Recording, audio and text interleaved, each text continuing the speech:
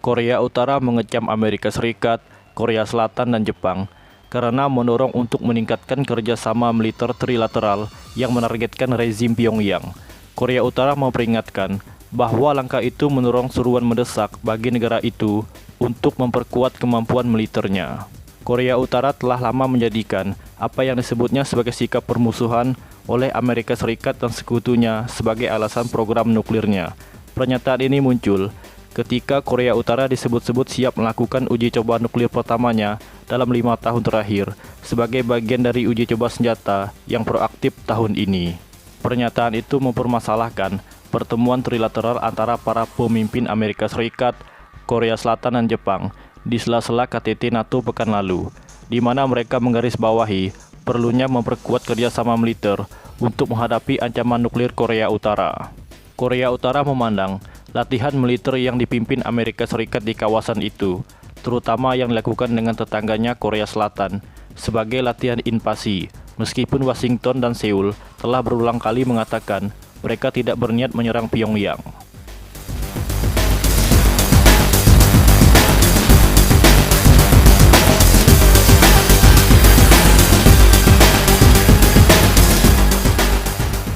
Pernyataan Korea Utara juga menuduh Amerika Serikat melebih-lebihkan desas-desus tentang ancaman Korea Utara untuk memberikan alasan untuk mencapai supremasi militer di kawasan Asia Pasifik, termasuk semenanjung Korea.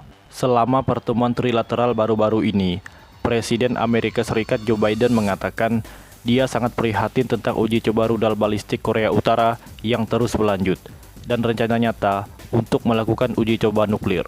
Sedangkan Presiden Korea Selatan, Yoon Suk Yeol, mengatakan pentingnya kerjasama trilateral telah berkembang dalam menghadapi program nuklir canggih Korea Utara. Sementara Perdana Menteri Jepang, Fumio Kishida, mengatakan latihan anti-rudal bersama akan penting untuk mencegah ancaman Korea Utara. Sebelumnya pada bulan Juni, Kepala Pertahanan Amerika Serikat, Korea Selatan, dan Jepang setuju untuk melanjutkan latihan peringatan dan pelacakan rudal gabungan sebagai bagian dari upaya mereka untuk menangani uji coba senjata yang meningkat di Korea Utara.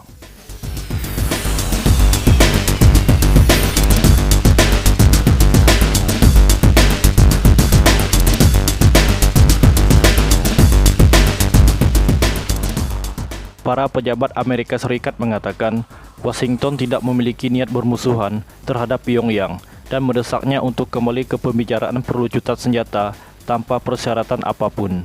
Namun Korea Utara telah menolak tawaran Amerika Serikat dengan mengatakan akan fokus untuk memperkuat penangkal nuklirnya kecuali Washington menghentikan kebijakan permusuhannya terhadap Pyongyang.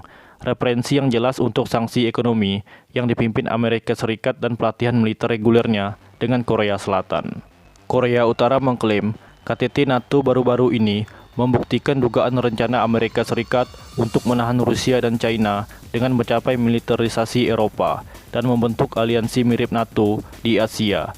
Dikatakannya, gerakan militer Amerika Serikat yang sembrono dan pasukan bawahannya dapat menyebabkan konsekuensi berbahaya seperti perang nuklir yang terjadi secara bersamaan di Eropa dan Asia Pasifik. Pyongyang sering mengeluarkan retorika perang serupa dan memperingatkan bahaya perang nuklir di saat permusuhan meningkat dengan Washington dan Seoul. Sekian berita yang dapat saya sampaikan. Terima kasih, sampai jumpa kembali bos.